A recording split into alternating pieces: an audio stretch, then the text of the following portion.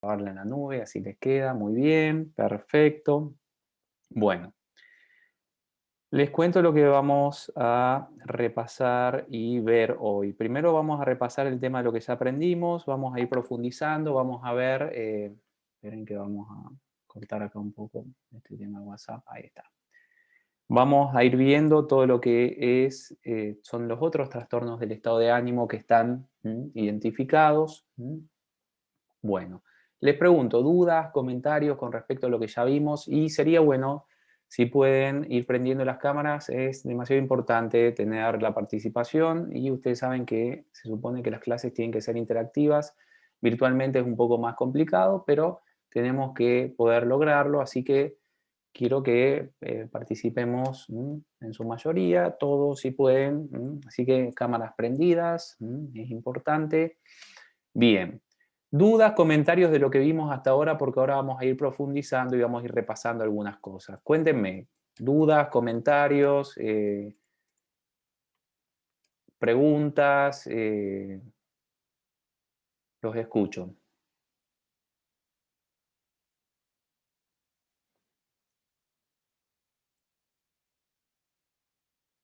A ver, pregunto yo entonces.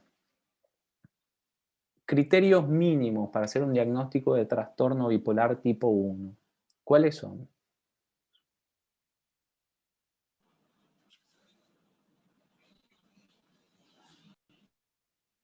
Pensé que iba a responder Brian porque puso el micrófono. Mm.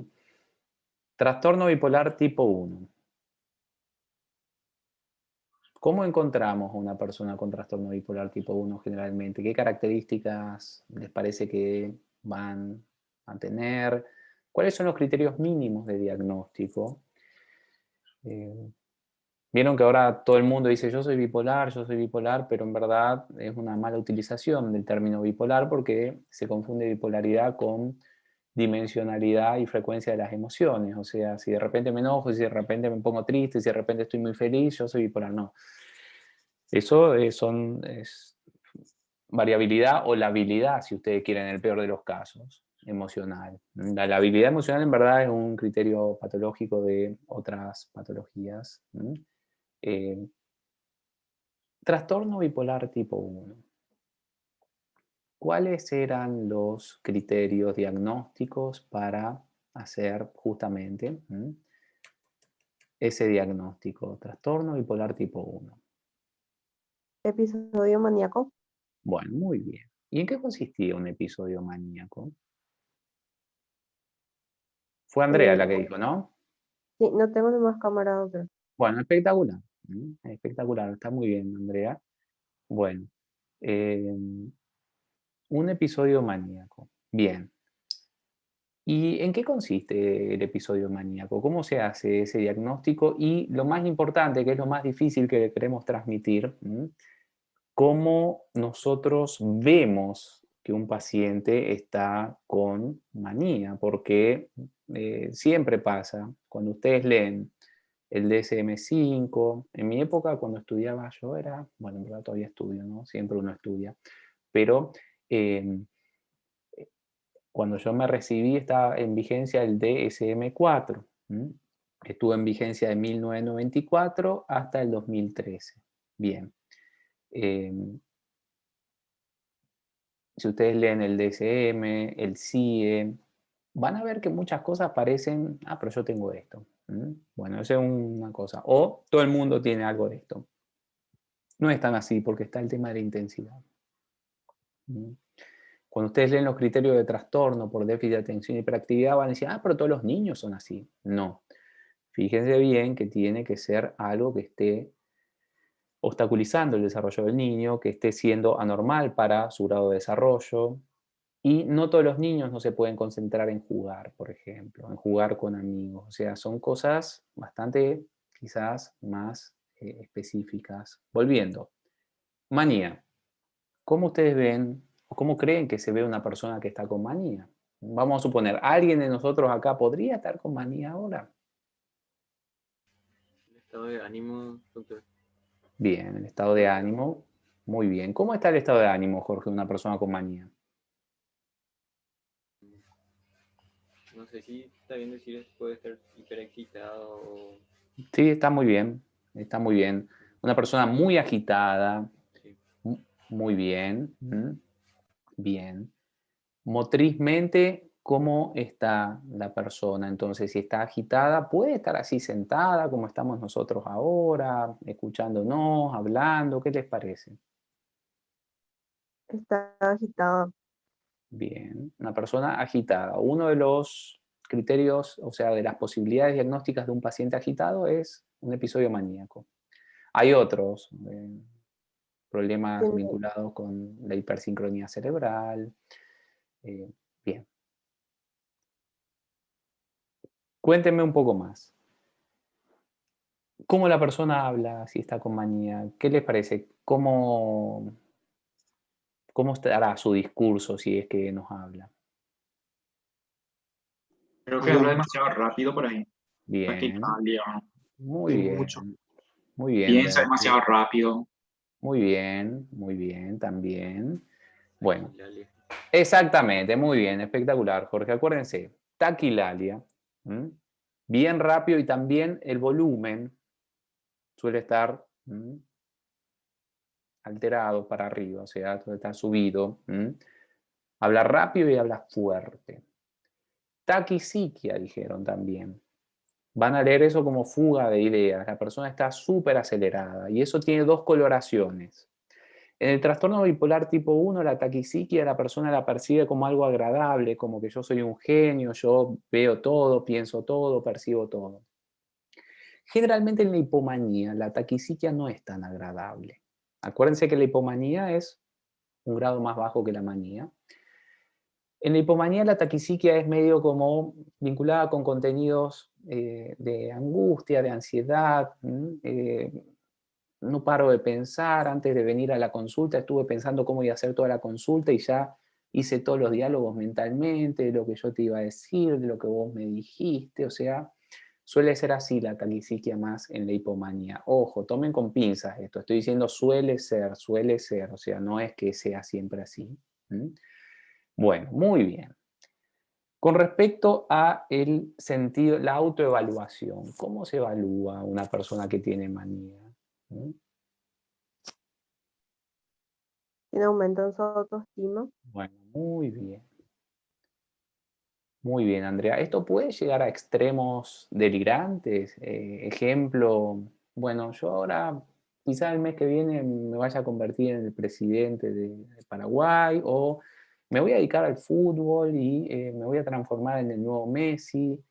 Pero si vos tenés 39 años, ¿cómo vas a hacer eso? No importa, yo voy a hacer ejercicio, voy a empezar a entrenar y todo se puede, yo voy a poder. Cuando era chico yo corría 20 kilómetros. Bueno, puede llegar a un extremo así de un delirio megalomaníaco, ¿sí o no? En la manía.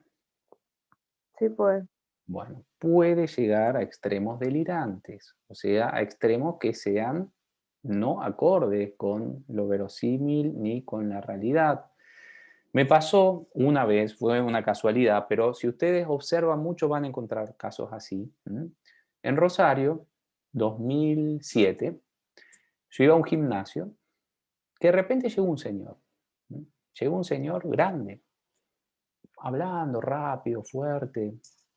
Vieron que el clima del gimnasio es tipo clima de club, todos nos conocemos entre todos, ya sabemos cómo somos más o menos cada uno. Bueno, y este señor llegó, nos hablaba fuerte, eh, y empezó a hacer ejercicios así medio muy mal hechos y con mucho peso. Y entonces nos preocupamos, tratamos de pararlo un poco, decirle que se iba a lastimar así. Él decía que no, que él hacía el doble de eso, que ahora recién estaba calentando. Bueno, o sea, y estaba muy agitado y hablaba con todo el mundo, tiraba las pesas, o sea, se generó un clima bastante pesado, pero todo el mundo se dio cuenta que el señor no estaba bien. Bueno, una vez solamente vino y nos dimos cuenta que estaba con un episodio medio entre la hipomanía y la manía casi. Bueno, a veces pasa esto anecdóticamente. Obviamente, profesionalmente pasa muchas veces más que uno ve pacientes que están muy, muy agitados, hablan muy rápido y casi no se les puede entender lo que están diciendo, lo rápido que hablan, y nos dicen cosas muy extremas que es muy lógico. O sea, les cuento para que ustedes vean, hay personas que dicen, yo gané el premio Nobel de química, por ejemplo. ¿Mm? Y les dice en serio la persona que cree haber ganado el premio Nobel de química. ¿Mm? Y bueno, es un delirio megalomaníaco. ¿Mm? Está con un delirio. Puede ser trastorno bipolar tipo 1. Hay que hacer un diagnóstico diferencial. Ya cuando veamos los trastornos del espectro de la esquizofrenia vamos a ver que hay otras cuestiones que también pueden ser así. Bueno, muy bien. Otra cuestión es, la manera más fácil de detectar la manía, ¿cuál es? Más objetiva, más fácil. Aparte de la parte motriz que sí la van a ver muy alterada, muy agitada. ¿Mm? Es muy raro que si ustedes atienden a una persona con manía, la persona se pueda quedar sentada, por ejemplo. Sí o sí se va a parar, sí o sí se va a trasladar por el consultorio. Va a tener lo que se llama, no es un criterio diagnóstico, no lo van a leer, pero es interesante saber, conductas de uso. ¿Saben lo que son las conductas de uso? Bueno, conductas de uso es cuando yo veo algún objeto, lo empiezo a usar. Veo un bolígrafo, empiezo a escribir. Veo una tijera, agarro y empiezo a cortar. La conducta de uso es un indicador de desinhibición. O sea, se entiende que ustedes ven, por ejemplo, fíjense, piensen, los niños hacen eso. Una computadora, ¿para qué sirve? Para escribir. Entonces ustedes se ponen a escribir, por más que no estén escribiendo nada. Control de aire, ¿para qué sirve? Empiezan a tocar los botones. Eso se llama conducta de uso.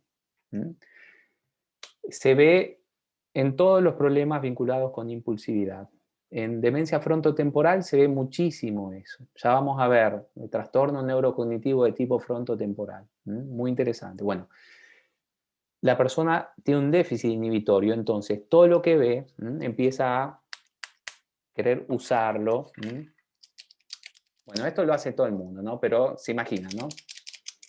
Empezar a escribir, agarrarse, todo lo que pueda utilizarse, uno lo usa. Habrán visto un niño pequeño, ve un instrumento, no sé, la famosa flauta que tendría que estar prohibida, porque, bueno, en pos de en contra de la contaminación acústica, ¿no? ¿Vieron la famosa flautita esa? Bueno, ¿qué hace un niño? Empieza a tocar, bueno, conductas de uso, de utilización. Vemos un libro, lo agarramos y lo empezamos a ver, abrir las páginas, bueno. Desinhibición. Bien. Pero ¿cuál es el criterio también muy fácil de ver si uno tiene algún informante en la familia, alguien que conviva con la persona? ¿Qué podríamos preguntarle que es demasiado importante que le preguntemos y que está presente casi en todos los casos de manía? La El duración. sueño. Bien. ¿Quién dijo el sueño? Yo, María Clara. Andrea. Ah, María Clara. Muy bien. Espectacular. Buenísimo, María Clara. Duración del sueño y cómo la persona percibe esto. Si la persona está durmiendo 3-4 horas, generalmente suelen ser, o menos, 2, y la persona nos dice, no tengo sueño, es perder el tiempo, yo necesito 3 o 4 horas y quedo como nuevo. Yo soy como Winston Churchill, leí que Winston Churchill necesitaba 4 horas para dormir y después estaba, bueno, Winston Churchill tenía hipomanía, o sea, se entiende, por eso necesitaba cuando estaba así 4 horas para dormir, pero después tenía también sus episodios que empezaba a dormir más, en fin. Horas de sueño y cómo se percibe el déficit de horas de sueño. Si es ansioso, o sea, si uno dice, no puedo dormir, paso súper mal, puede ser que eso sea otra cosa, pero si es no necesito dormir. Eso es perder tiempo. Hay muchos casos que nos cuentan que después los resignificamos. Había una persona que me habían contado en el pueblo de uno de mis abuelos que él decía que dormir era perder tiempo, que él había hecho un cálculo, que si él dormía 3 o 4 horas por día iba a vivir no sé cuántos años más a lo largo de 50 años. Bueno, a lo mejor no, pero a lo mejor una excentricidad, algo raro, o a lo mejor la persona estaba con un episodio hipomaníaco, y no se detectaba eso. Bueno, hora de sueño, demasiado importante el tema de las horas de sueño. Implicaciones de actividades placenteras, ¿qué tal? ¿Eso cambia cuando uno está con manía? ¿Qué uno suele hacer? Sí, se exacerba. Bueno, se exacerba. Vamos a suponer que ustedes tienen un conjunto de medicamentos, ¿m? Con efectos presumiblemente psicotrópicos. Ponen esos medicamentos enfrente de la persona y le dice, ¿qué tal? Vamos a probar a ver qué efecto tiene esto. Bueno, una persona que está con manía o incluso con hipomanía puede ser más propensa a tener conductas de riesgo. Vamos a probar a ver qué tal, a ver qué hace esto, a ver qué hace lo otro. Che, si esto nos inyectamos tendrá un efecto más fuerte. O sea, se entiende que hay una inhibición de todo lo que es evaluación de riesgo. ¿Mm? Porque no van a hacer ustedes esto, pues no sabe qué efecto va a tener, puede tener un montón de efectos adversos. ¿Mm? Entonces, la idea es justamente preservar, tener cuidado, no vaya a ser que eso tenga un efecto negativo, no vaya a ser que esto sea el inicio de una adicción, no vaya a ser que esto tenga algún tipo, bueno. En el caso de manía, la persona tiene una gran cantidad de conductas de búsqueda, de placer. Y esto puede ser súper peligroso porque aumenta el consumo de alcohol, el consumo de sustancias, la experimentación con sustancias, cosa que generalmente no termina bien. Bien. Dinero, ¿qué tal manejan las personas con manía? Estamos hablando. Generalmente difícil que manejen porque están muy... Pero si pueden manejar, ¿qué tal? ¿Qué suelen hacer? Gastan, Gastar. usan desmedidamente. Bien, o sea, un gasto desmedido, absurdo, inadecuado, peligroso. ¿Mm? Generalmente en el tema del dinero, aunque no lo crean, las personas con hipomanía, o sea, con trastorno bipolar 2, suelen ser más peligrosas que las con trastorno bipolar tipo 1 porque es como que está más enmascarado este tema. O sea, se entiende que está más vinculado con, bueno, pero él maneja su dinero, él es independiente y se suelen hacer. En trastorno bipolar tipo 1 ya hay una restricción por parte de la familia. ¿Mm? O sea, se entiende que a veces es más peligroso en este tema del dinero el trastorno bipolar 2 que el 1. Porque como el 2 es más leve, la persona está un poco más adaptada, bastante más adaptada. Entonces puede hacer grandes préstamos, cosas peligrosas, o sea, contraer deudas. Muchas personas que tienen bipolaridad tipo 2 tienen problemas bastante complicados con gente que presta dinero. Ustedes saben que el circuito no legal de todo lo que sea prestar dinero es bastante truculento. O sea, ¿entienden? No es una cuestión legal. Ustedes están tratando con personas que pueden ser bastante complicadas. Y bueno, suelen haber estos problemas así. Y bueno, problemas de embargo, de todo eso también. Personas que dirigen empresas suelen muchas veces llevar sus empresas a la quiebra con... eso suelen ser tipo 2, porque una persona con trastorno bipolar tipo 1 muy difícilmente que pueda. Acuérdense que es algo muy desadaptativo. Generalmente la persona termina tarde o temprano internada. No es algo sustentable.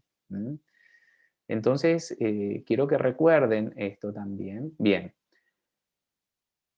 Todo lo que sea impulsividad está aumentado también. Entonces, todo lo que sea relaciones sexuales, sexualidad, alimentación, consumo de sustancias, manejo temerario y todo lo que ustedes puedan imaginar vinculado con desinhibición está potenciado. Bien. Lo de la conducta de uso, acuérdense que generalmente es algo que no está no se difunde tanto, pero es interesante, porque fíjense que conductas de uso es un indicador de falta de inhibición. En los niños de falta de maduración de las cortezas prefrontales dorsolaterales. Y en adultos es un signo de desinhibición que puede ser por fluctuaciones anímicas o por deterioro de las partes frontales. Ya lo vamos a ver eso en la demencia frontotemporal, que es la demencia que afecta a las personas más jóvenes. Jóvenes, digo, 50 años, por ahí, ¿no? O sea, es la demencia que se presenta de manera más temprana, a diferencia de otras demencias que suelen tener un debut un poco más tardío. La demencia frontotemporal es muy interesante y está bastante subdiagnosticada, ya vamos a ver. Se confunde mucho con el criterio diagnóstico de diferenciales trastorno bipolar tipo 2. ¿Mm? Bueno, Doctor, muy bien. Sí, no sé sí, David. si... Entonces en el episodio de manía la persona lo que es, tipo, es su idea por ahí lo que le impulsa demasiado. Tipo, él no se identifica como algo, ¿verdad? Tipo, en mi barrio, por ejemplo, hay un muchacho de 19 años Ujú. y, y él es, tipo, no identifica todo, pero él está re seguro que es un subgeneral Bueno, oficial perfecto, y perfecto, que bueno. Ujú. Sí, y ya pasó ya una vez que él salió ahí a la calle desnudo y caminando. bien, Y- bueno. Derlis, está muy, muy bueno lo que estás diciendo. Vos te estás refiriendo al tema de tener conciencia de lo que a uno le está pasando, o sea, tener conciencia de la enfermedad, ¿no? sí, algo así. Bueno, y de tener, porque hay dos aspectos de lo que estás diciendo que son interesantes. El primero es tener conciencia de que estamos padeciendo una enfermedad. ¿Mm? Cosa que en muchos trastornos mentales no se da, y en la demencia se acuñó un término que se aplica para muchos, que es anosognosia. A, no. Noso, enfermedad. Ignosia, conocimiento. ¿Qué quiere decir? Y yo soy, ahí está, ¿no? Yo soy el general acá de la patria y soy el general supremo. O como me dijo una persona una vez que estaba haciendo la fila para renovar mi registro, se metió enfrente de todo, un señor grandote. Y le digo, pero señor, estamos acá todos haciendo la fila. ¿Vieron? No sé si vieron cómo es ahí el Ministerio de Salud. Ya van a tener la oportunidad de ver mucho cuando se reciban y vayan a buscar su registro. Bueno, en fin. Ahora creo que está mejor, pero antes había que hacer una fila larguísima. Bueno, en fin. Y un señor se metió porque ahí se trabajan también con los permisos, no sé bien cómo es los permisos, pero se mezcla todo, se mezcla la renovación de registro con permiso, bueno. Y un señor se metió enfrente de la fila y a fuerza de físico, bueno, entonces le digo, señor, estamos todos esperando acá. ¿Qué me habla vos? Yo soy vicecoronel. Yo no sé si existe vicecoronel. Bueno, no sé. Vicecoronel, soy no sé qué cosa, que esto, que lo otro.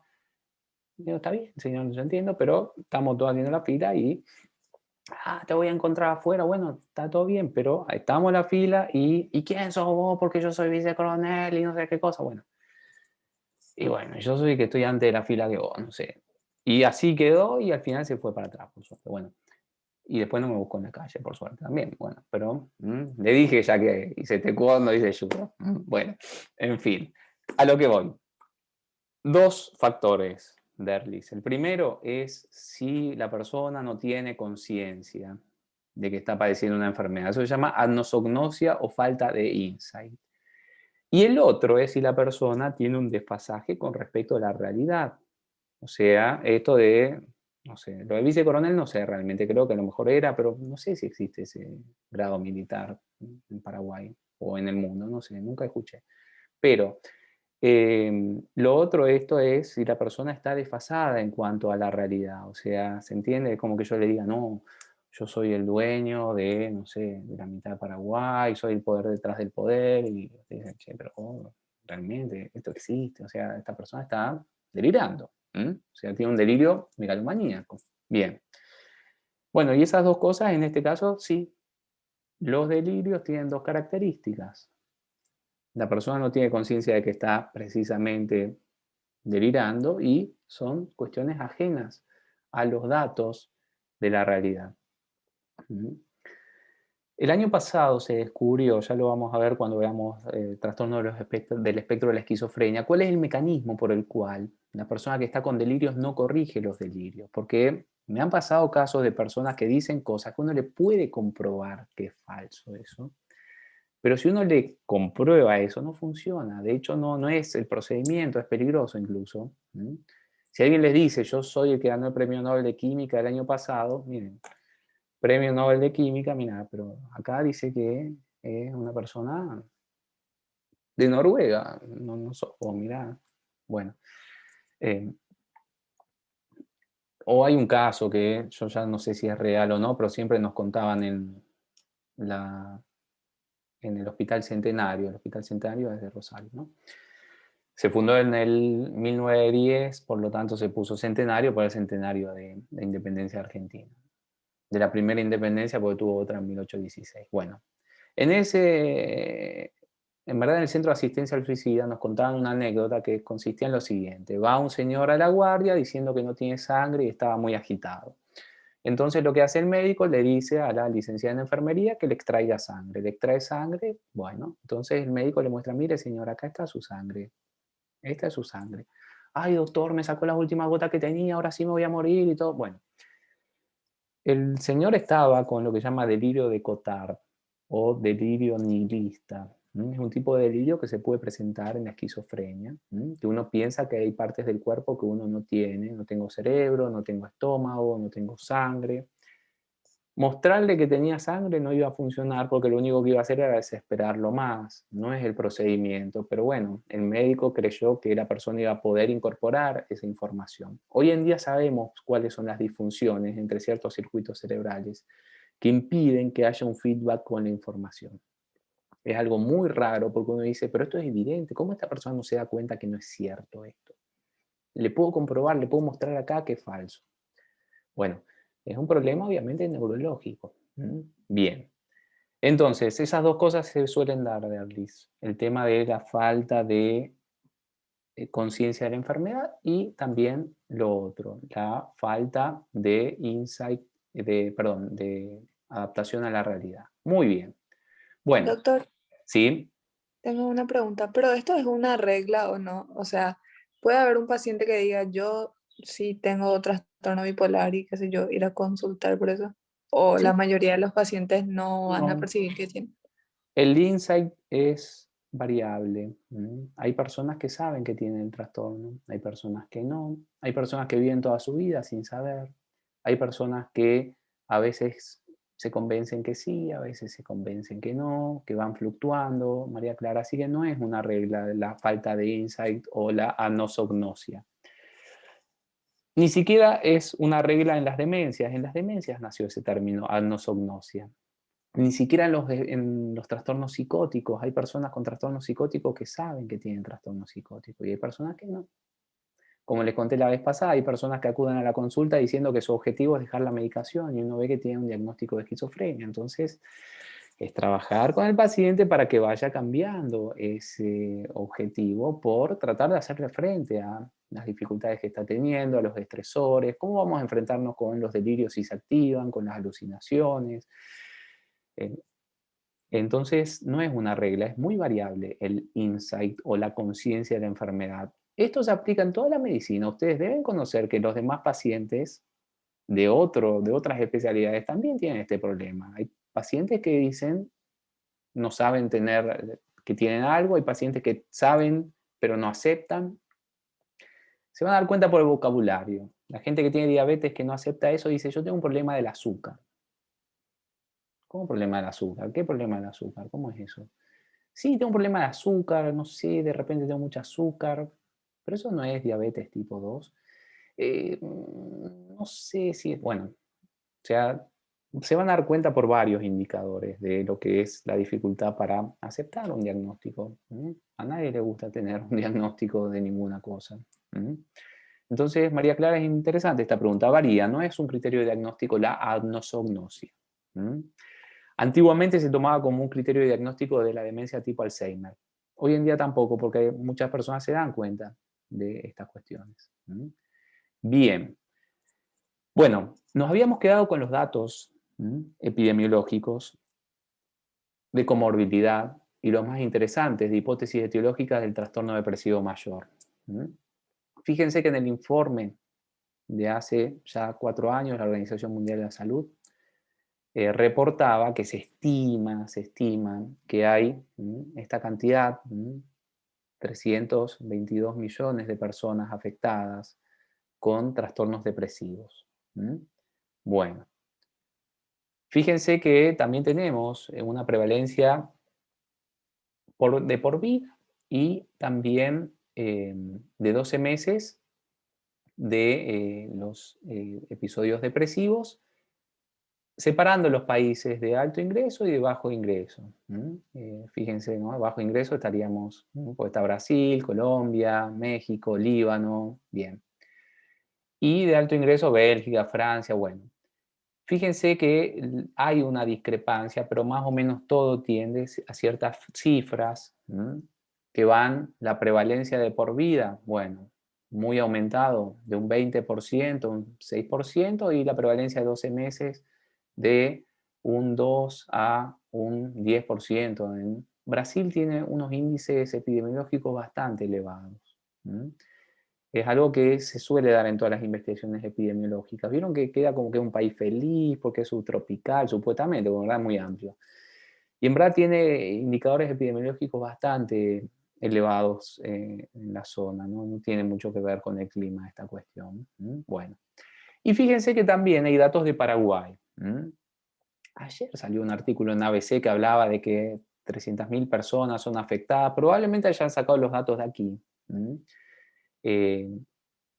En estas estadísticas, fíjense que último está Paraguay, fíjense que se estima que hay aproximadamente un 5% de la población en Paraguay afectada por trastornos depresivos y un 7% afectada por trastornos de ansiedad. Bueno, eso es interesante saber, estamos hablando de prevalencia de 12 meses. Bien. Vieron que se dice que supuestamente no hay datos de América Latina. Eso es mentira, hay datos de todo epidemiológicamente. Bueno, entonces, ¿se acuerdan de esta cuestión que el trastorno depresivo mayor es muy comórbido? Generalmente con los trastornos de ansiedad, con abusos de sustancia, pero principalmente con enfermedades físicas crónicas. Ya que les conté lo del Hospital Centenario, yo estuve 2 años en el Centro de Asistencia al Suicida, que es una Suicide Hotline, o sea, es ring ring. Bueno, yo elegí la guardia del lunes, porque era la guardia donde más gente llamaba. Teníamos todo un procedimiento y el lugar era en el Hospital Centenario, en la parte vieja, era bastante parecía medio de terror el lugar donde atendíamos. Bueno, en fin, teníamos que entrar por la guardia, bueno, todas instalaciones bastante viejas, siempre había olor a podrido, en fin, muchas cosas. Bien. La cuestión que mucha gente que llamaba, nosotros veíamos que tenía problemas álgicos, este 13%, problemas de dolor crónico principalmente. Un predictor de ideación suicida es el dolor. No importa si es físico o si es mental. Si hay dolor, generalmente hay ideación suicida. Bueno, muchísima gente llamaba con enfermedades físicas. Bien. Fíjense que es muy comórbido el trastorno depresivo mayor con enfermedades musculoesqueléticas, respiratorias, cardiovasculares y álgicas. Es súper frecuente que la persona tenga algún tipo de problema inmunológico, artritis reumatoidea, ni que hablar de fibromialgia, o sea, se entiende, ¿no? Todas las enfermedades autoinmunes son muy comórbidas con esto, y hasta incluso a veces se considera que en verdad es un trastorno depresivo de origen orgánico. Bien. Según la Organización Mundial de Salud, es la principal causa de discapacidad mental y es uno de los factores que más contribuye al suicidio debido a la prevalencia. Si bien es cierto que si se separan, los trastornos bipolares suelen generar por trastorno más suicidio. En cuanto a suicidios consumados e intentos, lo más probable es que sea un paciente con trastorno depresivo mayor por la prevalencia que tiene. Bueno. Y fíjense estas cuestiones que son interesantes. La prevalencia, la depresión, la ansiedad y el insomnio en trabajadores de la salud durante la pandemia del COVID-19. Esto se publicó en agosto del año pasado. 1 de 5 profesionales de la salud reportaron síntomas de depresión o ansiedad. 4, o sea, un 40% de 10, insomnio. Más afectados, sexo femenino y personal de enfermería. Y la recomendación que hace este estudio es que se tienen que ver porque generalmente hay afectaciones subclínicas que son significativas. Bueno, una cuestión que también es interesante con respecto a esto es el COVID. Ya desde el año pasado en adelante vimos muchos casos de personas sobrevivientes de COVID que habían quedado con trastornos mentales que no tenían antes de tener COVID. O sea, sería un trastorno mental aparentemente de origen orgánico infeccioso o post-infeccioso. Esto está reportado. Fíjense el año pasado. De los sobrevivientes de COVID que requirieron internación, el 28% dio positivo, o sea, cumplía con los criterios diagnósticos para estrés postraumático. Ya vamos a ver qué es el estrés postraumático, pero por lo pronto creo que ustedes sabrán un poco de esto. Es un trastorno que se cursa con reviviscencias, con pesadillas, con un aumento de la irritabilidad, con cuestiones vinculadas con la reviviscencia del trauma. Bien. 31% depresión, 42% ansiedad, 20% síntomas obsesivos compulsivos. Eso es rarísimo porque el trastorno obsesivo compulsivo es súper genético. Y 40% para insomnio, cosa que no es rara. En total, el 56% de los participantes de este estudio, que fueron 402 sobrevivientes del COVID, tuvieron al menos positiva alguna dimensión clínica de estas que están reportadas. Fíjense que la media de edad de estos sobrevivientes fue 58 años. Fueron gente que requirió internación, ¿no? Por eso la media de edad está corrida para arriba. Bueno. Y esto que justamente, llamativamente encontré este resumen en español. Tenía uno en inglés y otro en español. Fíjense que esto se publicó prácticamente ahora, abril de este año.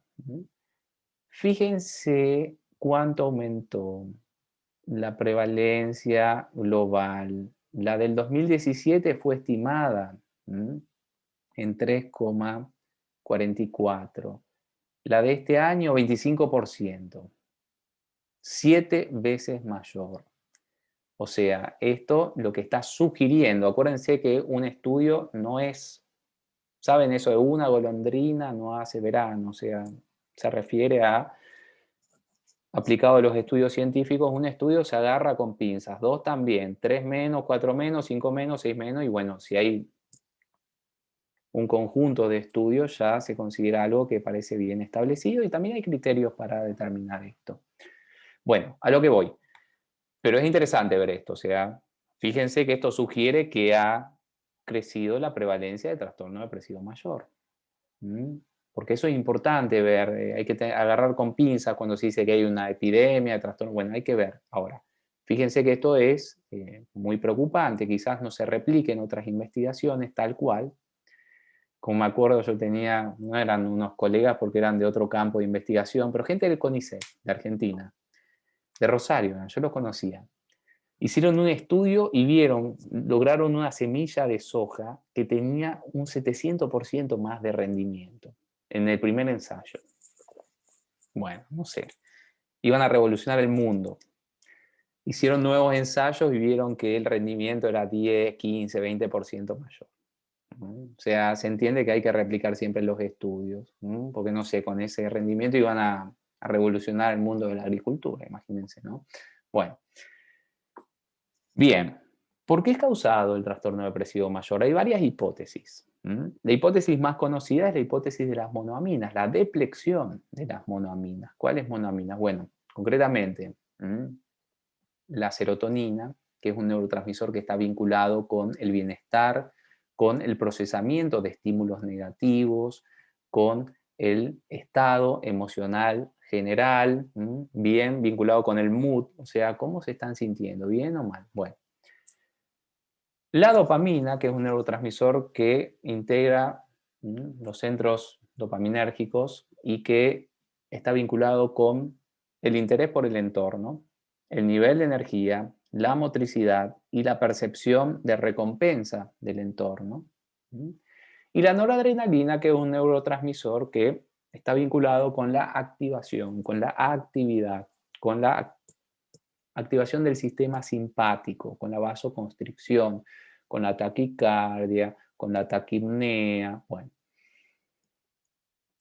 generalmente se ha visto que en los cuadros depresivos, los trastornos depresivos, hay una depleción de estos neurotransmisores y esto es coherente con la sintomatología. Una persona que tiene una sensibilidad aumentada, llanto fácil, la habilidad emocional, todo le parece triste, como me contó un paciente en Rosario, me acuerdo, cuando yo empecé a trabajar allá, me dijo que se sentía tan triste, que todo le daba lástima, todo, sentía pena por todo. Y llegó al paroxismo cuando en un restaurante pidió un lemon pie. Le trajeron el lemon pie y me dijo que el lemon pie estaba un poco torcido. Me acuerdo porque esto es bien llamativo lo que me contó. Y le dio lástima el lemon pie, o sea, le dio lástima a él comiendo el lemon pie, le pareció como que iba a agredir al lemon pie. Bueno, fíjense que eso era ya una cuestión medio de culpa cuasi delirante, ¿no? Se daba cuenta que era medio ridículo lo que sentía, pero bueno. Depleción de serotonina causa eso. Leer noticias y ponernos súper mal y súper afectados. Depleción de serotonina. No poder soportar, esa sensación de no puedo soportar esto, me es insoportable. Serotonina. Depleción. Es un poco simplista lo que les digo, pero tómenlo así porque comportamentalmente un signo de falta de serotonina es sensibilidad aumentada, falta de inhibición de los estímulos aversivos. Bien. Depleción de dopamina, ¿cómo se ve? Anedonia, abulia, astenia. No me gusta nada. Nada me causa encanto y atractivo. No me importa ni mi nombre ni mi suerte. En un eterno spleen muriendo vivo y es mi única pasión la de la muerte. Es un poema de Juan de Dios Pesa que se llama Reír llorando. Y habla de un cómico inglés que se llamaba Garrick que tenía depresión. Entonces, habla de que va este cómico al médico y le dice, sufro un mal tan espantoso como esta palidez del rostro mío, y ahí le dice eso, nada me causa encanto y atractivo, no me importa ni mi nombre ni mi suerte. En un eterno spleen, spleen es una palabra en inglés que quiere decir ánimo bajo, melancolía, muriendo vivo y es mi única pasión la de la muerte. Entonces el médico le empieza a decir, dar consejos, viajad y os distraeréis. Y el actor le dice, tanto he viajado, de las lecturas gustad, tanto he leído, que os amo una mujer, si soy amado. Bueno, y así, va. Interesante la poesía, se las recomiendo. Bueno, la cuestión es que estaba deprimido, estaba bien deprimido, y anedonia tenía, abulia y astenia. Anedonia, los estímulos no nos son placenteros. Las cosas que antes nos gustaban no nos gustan. Astenia, todo me cansa, estoy súper cansado, me siento súper cansado. Acuérdense que hay una astenia que es bien fisiológica, o sea, las personas que están con anemia, por ejemplo, las personas que están cursando una infección. Bueno, también está la astenia vinculada con el estado de ánimo bajo, que es justamente por déficit de dopamina. Estoy simplificando un poco, porque también está el glutamato implicado y también está la noradrenalina. Bien. Y está la noradrenalina, que tiene que ver también vinculado con la astenia y con los procesos de activación. Bueno, esta hipótesis es la que principalmente sustenta el uso de los antidepresivos. ¿Vieron, como les comentó el doctor Espínola, la serie de antidepresivos que se utilizan? Primero se empezaron a utilizar los tricíclicos y los inhibidores de la monoaminooxidasa, justamente por esta hipótesis, pero después se vio que tenían una gran cantidad de efectos adversos, contraindicaciones, y se empezaron a elaborar los inhibidores selectivos de la recaptación de la serotonina. Bueno, justamente vinculado con la hipótesis serotoninérgica y con la hipótesis dopaminérgica, los duales, y noradrenérgica también. Habrán visto los duales, venlafaxina, bien, muy bien. Hay una segunda hipótesis diagnóstica, que es la hipótesis neuroanatómica. El equipo de Duman comenzó a considerar a partir de los años 90 que estas anomalías se debían a problemas anatómicos vinculados con Los ventrículos laterales aumentados. ¿Vieron que se dice cabeza hueca? Bueno, generalmente en todo lo que son los problemas cognitivos, los problemas neurodegenerativos, la esquizofrenia, los problemas en cuanto a las funciones intelectuales, los ventrículos están aumentados. Se entienden porque el famoso, metafóricamente, cabeza hueca. O como decía mi sobrinita, cabeza hueco. Bueno, en fin. Y también volúmenes aumentados de las glándulas adrenales. Bien, ¿por qué? Bueno, ya vamos a ver por qué. Porque la tercera hipótesis habla de eso. Y volúmenes disminuidos en el hipocampo. O sea, el hipocampo es una región bastante compleja porque en verdad es límbica, pero tiene muchas funciones cognitivas. De hecho, parte de la pérdida de memoria normal que se tiene cuando uno va envejeciendo es por una atrofia hipocámpica que es normal del desarrollo humano. De hecho, se cree que a partir de los 18 años el hipocampo empieza a atrofiarse muy lentamente. Bueno, el lóbulo frontal, la parte más inhibitoria, generalmente la corteza prefrontal dorsolateral, acuérdense que es importante, la parte talámica, la parte hipotalámica también, y los ganglios de la base que tiene que ver con la disrupción de los circuitos dopaminérgicos. Entonces, en verdad lo que sucede, según el equipo de Duman, es que es cierto lo neuroquímico, pero es producido por alteraciones, volúmenes disminuidos, y ahí está la polémica. Esto es por la genética, es por el ambiente, es epigenético, es una conjunción de factores. Volúmenes disminuidos en estas regiones cerebrales, justamente que están vinculadas con los circuitos. Fíjense que los ganglios de la base, ahí dice ganglio basal, son ganglios basales en verdad, ¿no? Ahí surge y se esparce los circuitos dopaminérgicos. Bueno, esta segunda hipótesis es coherente con una tercera hipótesis, que es la hipótesis de el aumento del cortisol, que se ve en la mayoría de los casos, y en algunos de los casos se ve la reducción del estrógeno, principalmente en los casos posparto, en los casos de depresión de personas de sexo femenino. El aumento de cortisol tiene una interfase que vamos a ver ahora, que es cuando aumenta mucho el cortisol, tiempito después que aumentan las interleucinas. Y llegamos a la hipótesis inmunológica, o las citoquinas, perdón, dentro de las cuales están las interleucinas. Habrán visto que hace unos años salieron artículos que decían la depresión es una enfermedad inflamatoria, es una enfermedad inmunológica. Bueno, las citoquinas, pero vamos a ver cuáles están alteradas. Fíjense que en este estudio se vio que las personas que tenían trastorno depresivo mayor tenían un gen alterado que está vinculado con la producción justamente de citoquinas, en comparación con pacientes con trastorno bipolar y en comparación con pacientes control.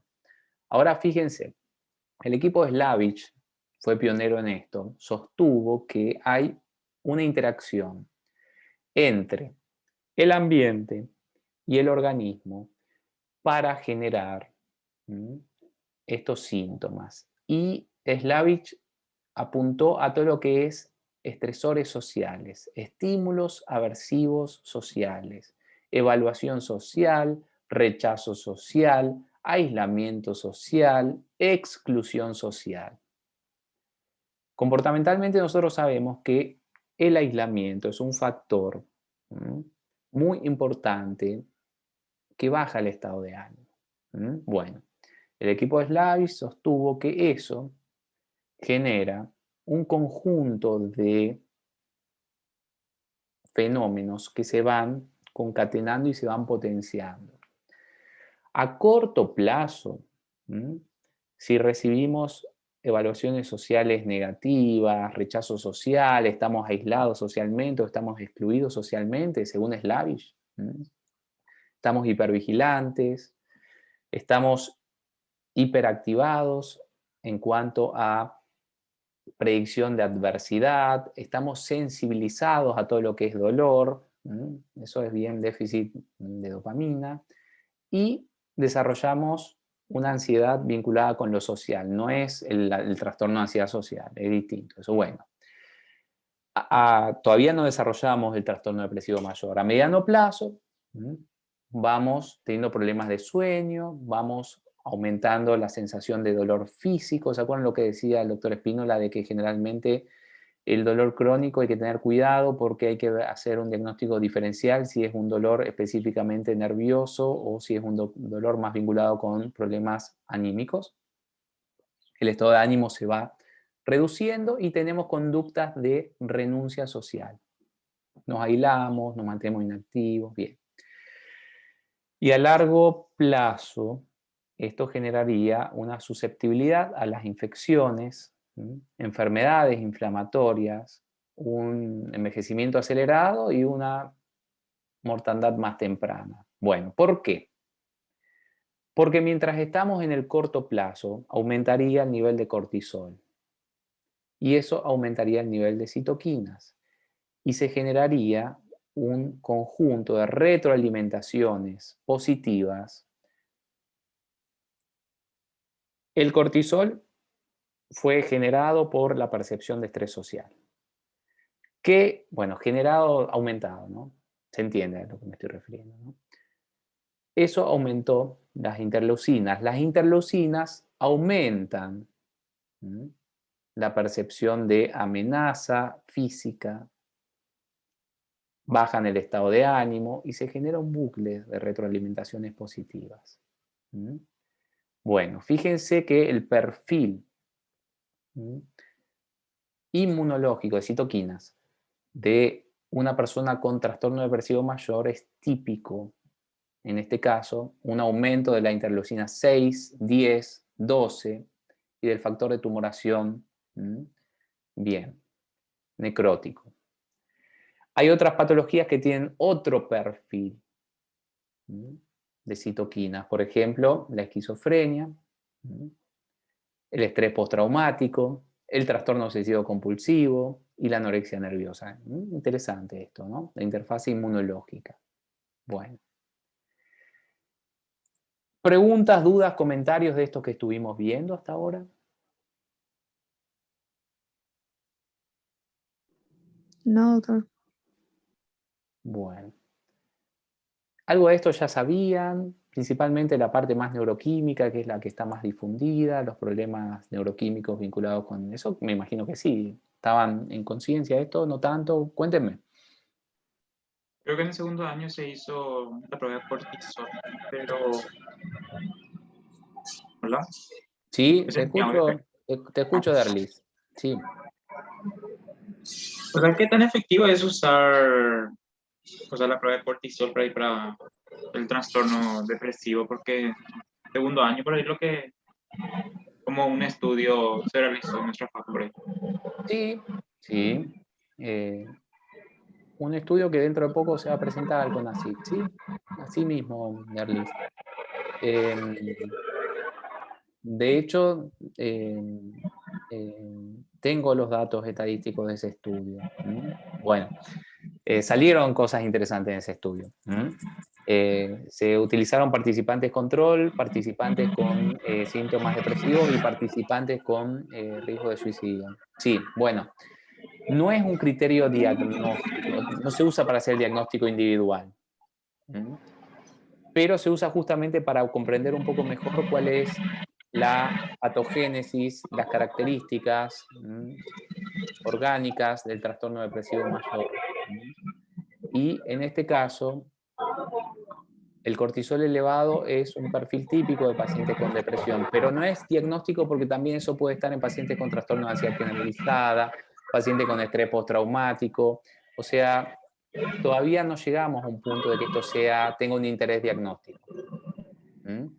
Bueno.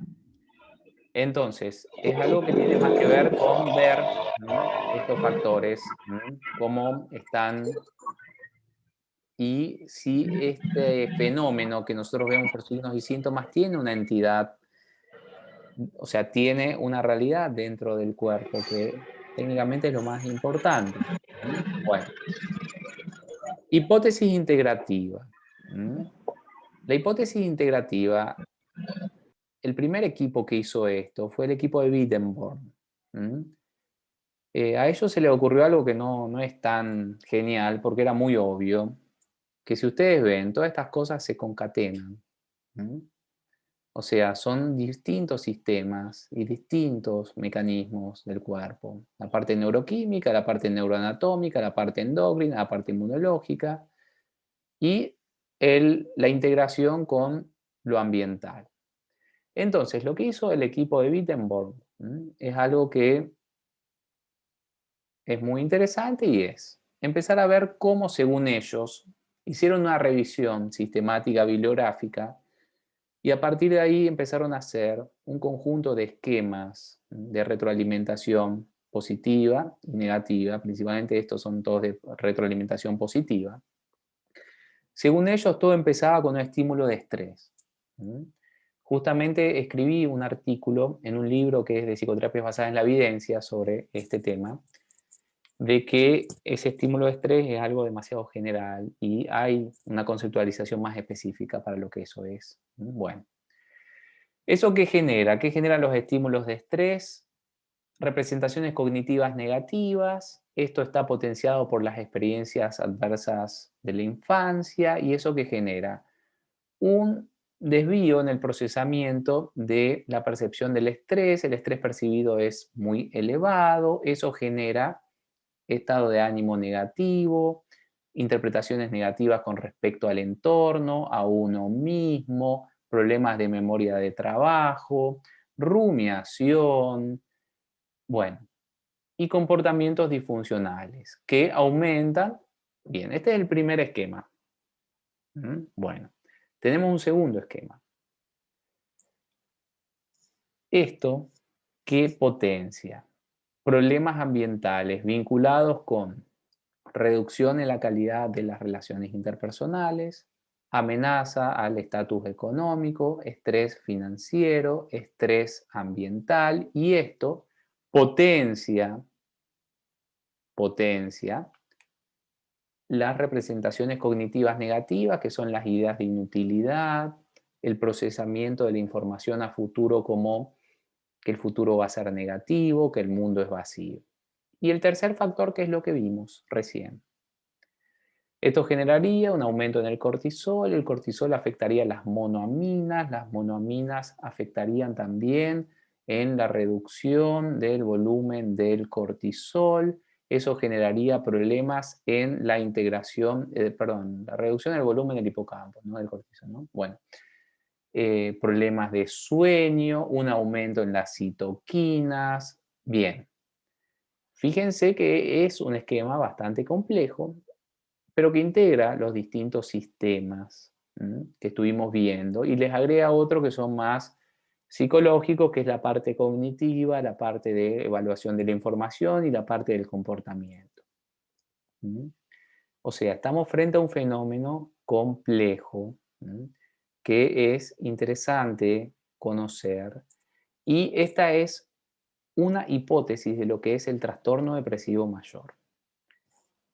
En verdad, si ustedes ven, también existe otra posibilidad que es un poco más complicada y es que haya muchos trastornos depresivos mayores, como esas 15 esquizofrenias, y que esto no se pueda determinar por signos y síntomas, sino que se determine por factores más complejos como estos factores o factores más complejos aún como por ejemplo la cuestión de la genética y la estructura genética de cada uno de los trastornos. Bueno, el problema funcional de la depresión es algo que vemos en el tratamiento de la depresión. ¿Se acuerdan que me habían preguntado si había tratamientos bien establecidos para la depresión en cuanto a todo lo que es el tratamiento psicológico? Y se acuerdan que les dije que hay 6 tipos de tratamientos bien establecidos. Bueno, Generalmente todos abordan este problema, que es los síntomas de la depresión son recursivos del estado de ánimo bajo. Y el estado de ánimo bajo obviamente causa los síntomas de la depresión y por lo tanto un trastorno que tiene una varianza genética baja puede cronificarse. Porque el estado de ánimo justamente disminuye cuando estamos inactivos, cuando estamos aislados, cuando estamos sedentarios, cuando tenemos hipersomnia o hiposomnia, cuando interrumpimos o renunciamos a actividades, pero también el estado de ánimo genera eso. Entonces es un problema porque justamente los signos y síntomas refuerzan el trastorno y el trastorno refuerza los signos y síntomas y se complica, o los criterios diagnósticos si ustedes quieren verlo así. Bueno, entonces siempre se habla del círculo vicioso de la depresión, que justamente el estado de ánimo bajo genera fenómenos de anedonia, abulia, astenia, genera conductas esto de aislamiento, inactividad, renuncia, y esto consolida las cogniciones negativas con respecto a uno mismo: soy un inútil, no sirvo para nada, no tengo recursos, soy un fracasado, no soy una persona valiosa, merezco ser castigada, afecto demasiado a los demás, soy una influencia negativa para todos. Bueno, y esos pensamientos negativos, o sea, se entiende que hay un sistema recursivo de retroalimentaciones positivas. Al respecto, con respecto al trastorno depresivo mayor, o lo que vulgarmente se llama depresión, hay una postura adoptada por el National Institute of Mental Health que son patologías cerebrales, como todas las patologías. Acuérdense que cuando hablamos de trastornos mentales, tendríamos que hablar de trastornos cerebrales y ni siquiera, ¿por qué? Porque en verdad es más complejo que el tema cerebral. Vieron que está también afectado el tema inmunológico, el tema endocrino, o sea, son trastornos realmente sistémicos. De ahí que la depresión como un fenómeno sistémico, el artículo de Wittenborn y colaboradores. Bueno. Y llegamos a los endofenotipos, que es bueno repasar también y que está muy vinculado con esto que venimos viendo. Cuéntenme, endofenotipos. ¿Ustedes llegaron a tener clases con el doctor Seidel Guerra?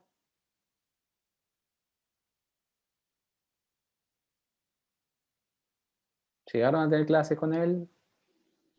Que yo recuerde, no, doctor. Creo que no, Bien. doctor. Bueno, no llegaron a tener clases con él. Bien. Bueno, porque él tenía en Cuba una línea de investigación vinculada con los endofenotipos de la esquizofrenia. Muy bien. ¿Qué son endofenotipos? Cuéntenme.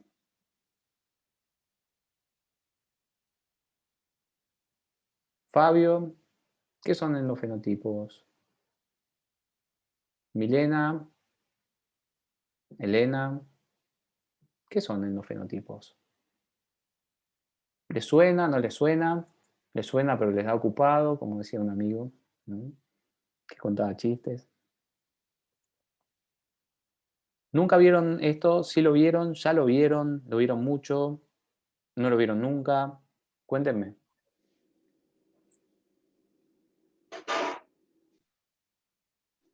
A mí no me suena de nada. Bueno, bueno. Les Trastorno cuento. bipolar. ¿Cómo? Trastorno bipolar. ¿No? Bueno, ese no. Por ahí. No. Los endofenotipos es un concepto más amplio, no es un concepto diagnóstico. Es un concepto amplio. Los endofenotipos son características asociadas con una enfermedad. Puede ser cualquier tipo de enfermedad. Tienen que ser características hereditarias. Son características que se mantienen en la persona. Cualquier tipo de variable, cualquier cosa, podría ser, no es, pero podría ser hasta incluso el color del pelo. No es, obviamente, ningún endofenotipo hasta ahora identificado. Pero endofenotipos podría ser altura, podría ser peso, podría ser memoria de trabajo, podría ser velocidad de reacción, podría ser alteración en un gen específico. Se entiende cualquier tipo de característica mensurable, cualquier tipo de variable que esté asociada con una enfermedad, que sea hereditaria,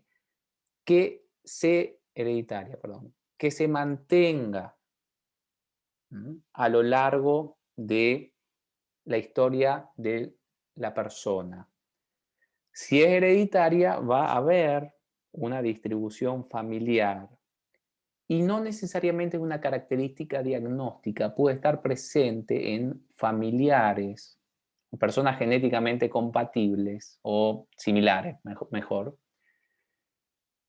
que no estén afectados por la enfermedad. Les cuento un caso, un endofenotipo. El funcionamiento de la memoria de trabajo es un endofenotipo de la esquizofrenia. Las personas que tienen un funcionamiento muy por debajo de lo normal, en el percentil 25, ese es un endofenotipo de la esquizofrenia. Y ustedes miran, pero ¿y qué pasa con una persona que tenga déficit intelectual y tiene eso? Bueno, tiene ese endofenotipo, pero no tiene esquizofrenia y sí. Tiene ese endofenotipo, pero no tiene esquizofrenia porque no es un valor diagnóstico lo que estamos buscando específicamente, sino más bien un valor descriptivo, patogénico. ¿Se entiende esto que dije o no? ¿Qué es un endofenotipo? Fíjense, acá hay un endofenotipo cognitivo. Está más presente en el trastorno, no totalmente presente. En el espectro de trastorno está un poco menos presente. En familiares no afectados está un poco menos presente. Y en la población general, no sé si ven la sombrita, casi no está presente. Podría ser la memoria de trabajo alterada. ¿Cuáles son los endofenotipos del trastorno depresivo mayor? Bueno, fíjense que son los siguientes según... Esta investigación fue pionera de Hasler y colaboradores. Alteraciones en ciertos genes específicos vinculados con la serotonina, el eje hipotálamo hipófiso o pituitario adrenal, las catecolaminas y el sueño REM. Esas alteraciones, ¿qué generan? Y fíjense, las alteraciones de la serotonina generan ánimo deprimido, un desvío hacia las emociones negativas, también, o sea, un aumento de las emociones negativas y un aumento de la sensibilidad al estrés. Fíjense que se aclara que es específico del género esto, o sea, que afecta más a la mujer que al hombre. Bien, una disfunción del eje hipotalámico, hipófiso, adrenal, que genera justamente dificultades en las funciones cognitivas, cambios psicomotores, generalmente retardo, retraso, inhibición psicomotriz, estado de ánimo bajo y también un aumento de la sensibilidad al estrés. Disfunciones en los sistemas catecolaminérgicos, anedonia, abulia, astenia, bueno. Y dificultades en el sueño REM. Bueno. Entonces, fíjense que estas disfunciones serotoninérgicas del eje hipotálamo hipófiso adrenal, catecolaminergia, serían los endofenotipos del trastorno depresivo mayor. Acá hay otro ejemplo, con más neurotransmisores. Por ejemplo, no hablamos del ácido gamma aminobutírico y no hablamos del glutamato. Bueno, esto está relacionado con ciertas anomalías en ciertos genes. Entonces, bueno, ustedes entienden que hay estas características típicas en los pacientes con trastorno depresivo mayor. Ya les comenté esto, así que se lo voy a pasar rápido. El trastorno depresivo mayor es 32% hereditario. Del ambiente depende un 68% y principalmente depende de estresores recientes. Por esto es tan importante ver cómo está la persona ahora y por eso los tratamientos se enfocan mucho en tratar de modificar el ambiente. Los estresores lejanos son menos probables y un mito del trastorno depresivo mayor es que hay que tener un trauma, un conjunto de traumas para estar con la patología. Tener un trauma es un criterio diagnóstico de qué trastorno, cuéntenme, o de qué conjunto de trastornos.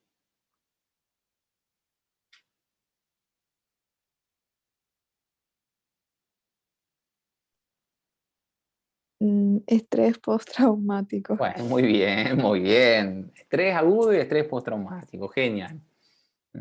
Está en el capítulo Trastornos relacionados con el estrés y trauma. Genial, muy bien. Bueno, fíjense que están identificados, todos los estudios genéticos tienen principalmente tienen a veces más contenido de autores que contenido, ¿no?, verbal. Bueno, pero fíjense qué interesante esto.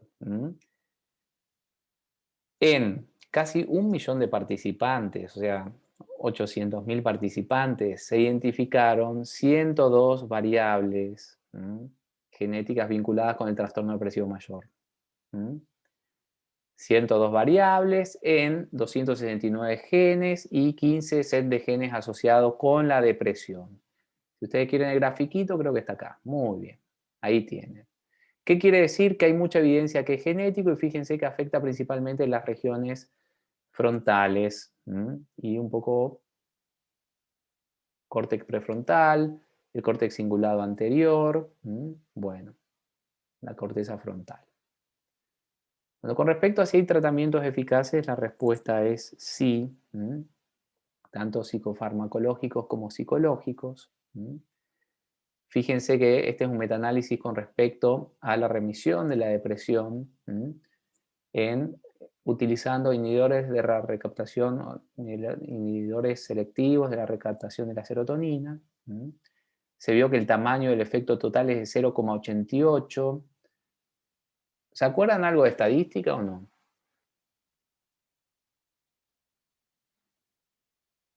No.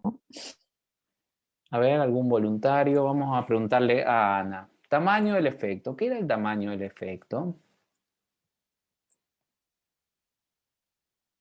Súper importante en metaanálisis. De hecho, lo más importante que hay en metaanálisis o lo que más se reporta es el tamaño del efecto.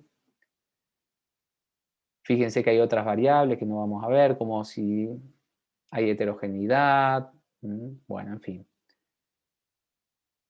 Si hay mucha heterogeneidad, quiere decir que los ensayos clínicos discrepan mucho en resultado y cuanto más discrepan, peor, porque quiere decir que hay ciertas anomalías que impedirían sostener la existencia de una relación causal entre la aplicación o la toma de antidepresivos inhibidores de la recaptación de la serotonina y remisión sintomatológica. Bien. ¿Algún voluntario para decir qué es tamaño del efecto?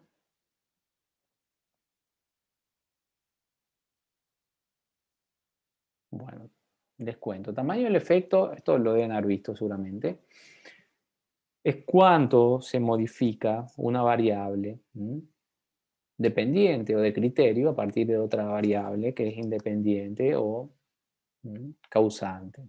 En este caso, cuánto se modifican los síntomas depresivos a partir de la toma de antidepresivos. En este caso, tamaño del efecto de 0 a 30 es bajo, de 30 a 50, 80 es medio y de 80 para arriba es alto. Fíjense que acá es 0,88 con intervalos de confianza. ¿Qué eran los intervalos de confianza? ¿Se acuerdan eso? Súper importante, es extremadamente importante. De hecho, hasta algunos consideran que es más importante todavía que otras medidas como el nivel de significación o el tamaño del efecto. ¿Algún voluntario o voluntaria que nos quiera contar qué son los intervalos de confianza?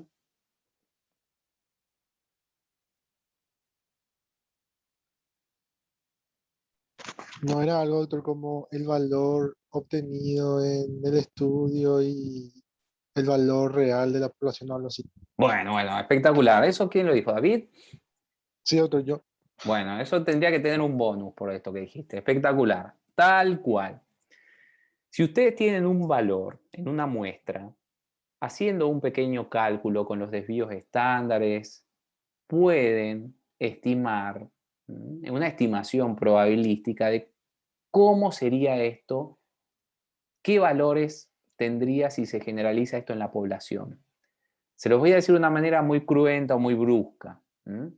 Si ustedes me toman a mí como única muestra de habitante de Paraguay, vamos a usar no es una variable, ¿no? Equipo de fútbol. ¿De qué equipo de fútbol es la gente que vive en Paraguay? Justo me selecciona a mí solamente, que obviamente no soy muy representativo porque nací en Argentina y estudié en Argentina y bueno, no importa. Entonces yo diría, bueno, yo soy de Newell's Old Boys. Se estimaría más o menos que toda la población va a ser de Newell's Old Boys, cosa que es absurda y que no se aplicaría. ¿Por qué? Porque se seleccionó mal la muestra. ¿Mm? O se lo digo de otra manera, un poco más estadística. ¿Mm? ¿Cuántos libros yo leo al mes? Vamos a suponer que yo diga 4 o 5. Bueno, se hace un cálculo y se estima que la población media lee de un libro a 8 libros, más o menos. Eso sería lo que se llama el intervalo de confianza. ¿Qué valores podría asumir esta medición si generalizamos en la población? Tamaño del efecto de 0,84, 0,34, 84 a 0,91. Generalmente es simétrico, obviamente, ¿no? Bueno, para arriba y para abajo. Bueno, muy bien esto. Bueno, acá también tienen tamaños de efectos muy buenos en cuanto a utilización de placebo, puntajes de cambio. Hay mucha evidencia a favor de prácticamente todos estos psicofármacos. Bueno, y con respecto a las psicoterapias, fíjense, todas las que dicen Strong Research Support son bien establecidas. Como les dije, terapia de activación comportamental, terapia cognitiva analítica, terapia interpersonal, terapia de resolución de problemas y terapia de autocontrol. Son los 6 tratamientos bien establecidos. ¿Cuáles son los que más se practican? El primero y el segundo. Terapia de activación comportamental. En Brasil, el año pasado se publicó un nuevo protocolo y yo tuve la suerte de prologarlo. Bueno, el honor más que la suerte. El doctor Paulo Abreu hizo una modificación del protocolo de activación comportamental muy interesante. Bueno, o sea, lo que le estoy diciendo es que hay mucha elaboración local de esto también. Y la terapia cognitiva también es muy aplicada. La terapia cognitiva analítica, raramente aplicada. Terapia interpersonal, más aplicada en los Estados Unidos. Terapia de resolución de problemas, lo mismo. Y terapia de autocontrol es una terapia de Kampfer, de un psicólogo alemán. Muy raro, he visto muy pocos estudios y muy poca aplicación. Bueno, entonces, ¿qué quiere decir que esto es bien establecido? Que hay 2 o más estudios en comparación con el placebo que superan justamente los efectos de placebo, los efectos de cualquier medida de control activo.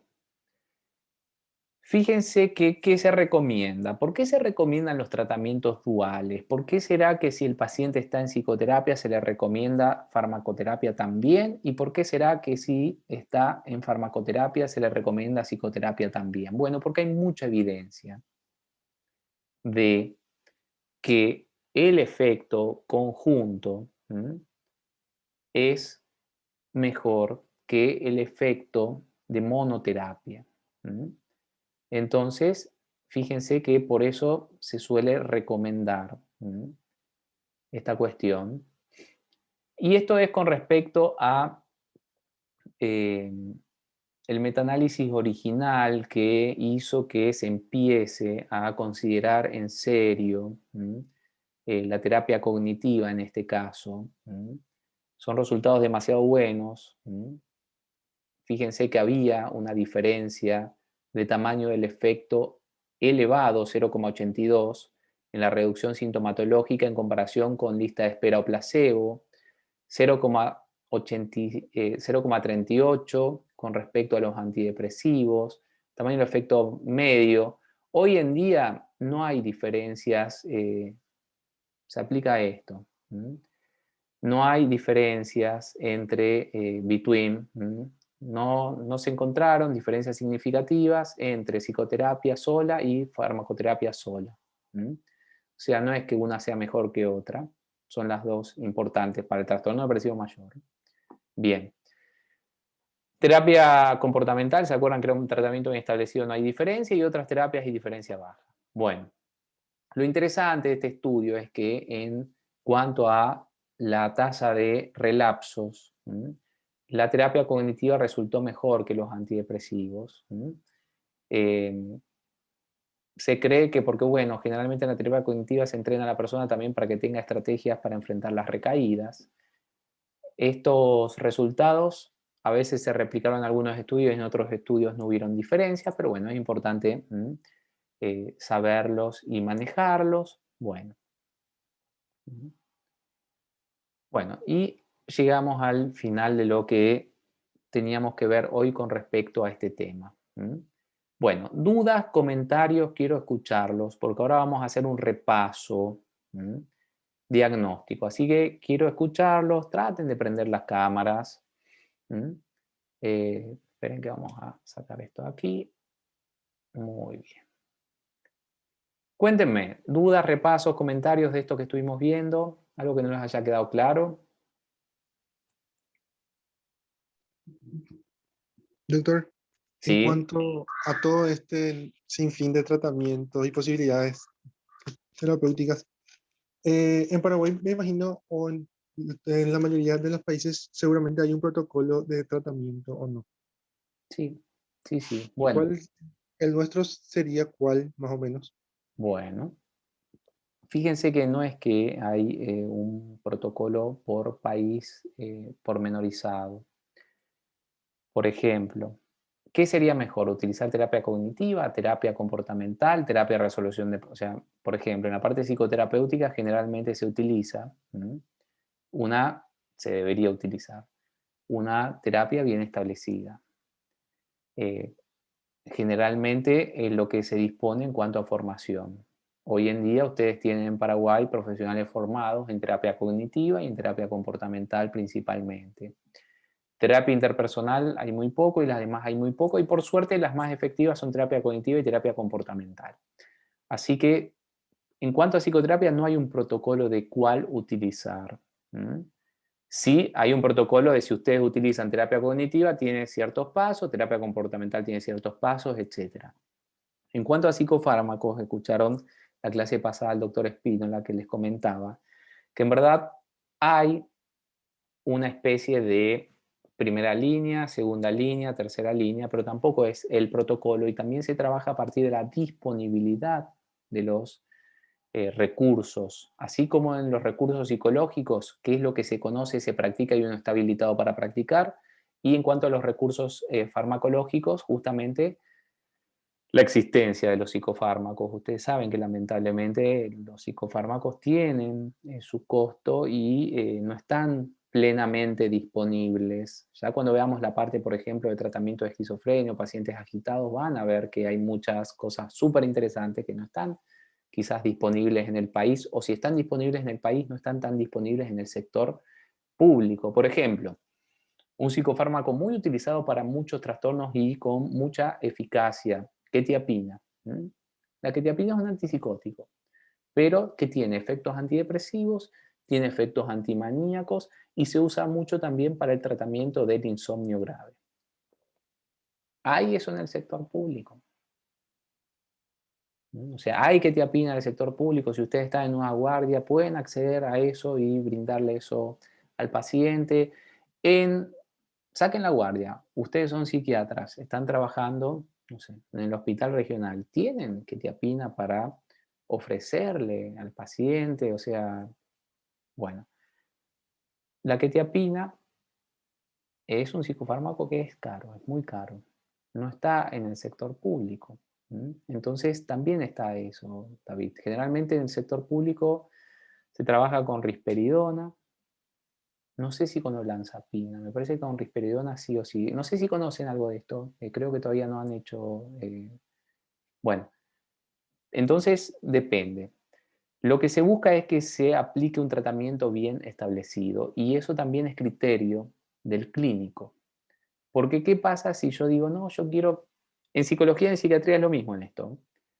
Solamente que los criterios son distintos, pero por ejemplo, imagínense un paciente que ustedes notan que intelectualmente tiene mucha dificultad para darse cuenta de sus pensamientos, para trabajar con sus pensamientos. Bueno, entre terapia cognitiva y terapia comportamental van a utilizar más terapia comportamental. ¿Por qué? Porque la terapia cognitiva tiene un componente de insight de los pensamientos, de rebatimiento de pensamientos que requieren mucha capacidad de pensamiento lógico abstracto.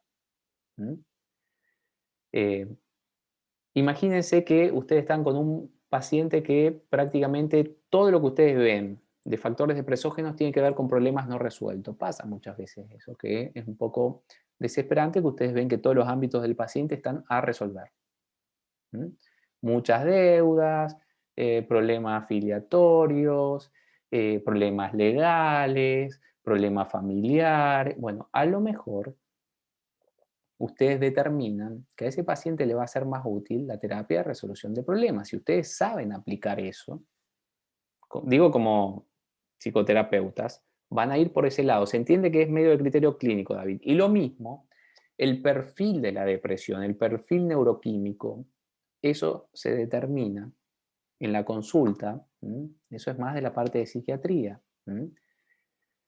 Si ustedes ven que la depresión es fundamentalmente dolorosa, vinculada con emociones negativas, con una excesiva reactividad al estrés, y van a ir más para el lado de la serotonina.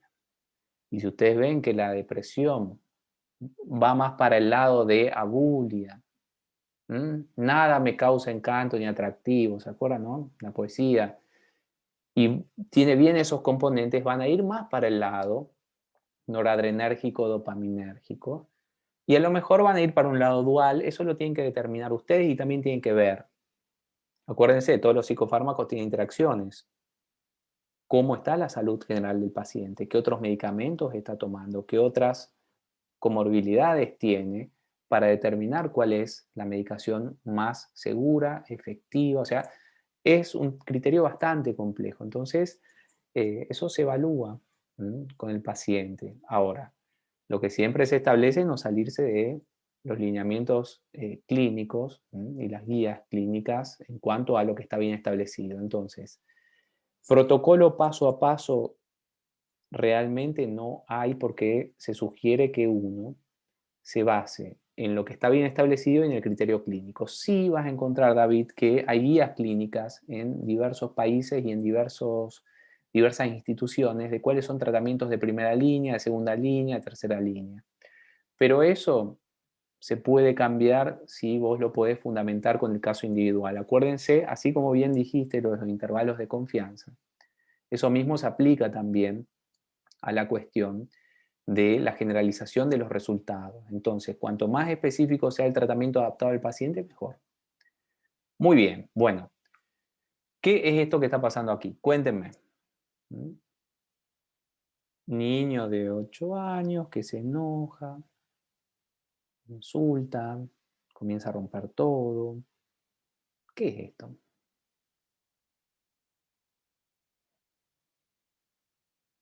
¿Qué mecanismos alterados ven? De comportamiento. Se enoja, tiene conductas de ira, tuvo problemas de adaptación interpersonal por el enojo, irritabilidad, enojo, mal humor.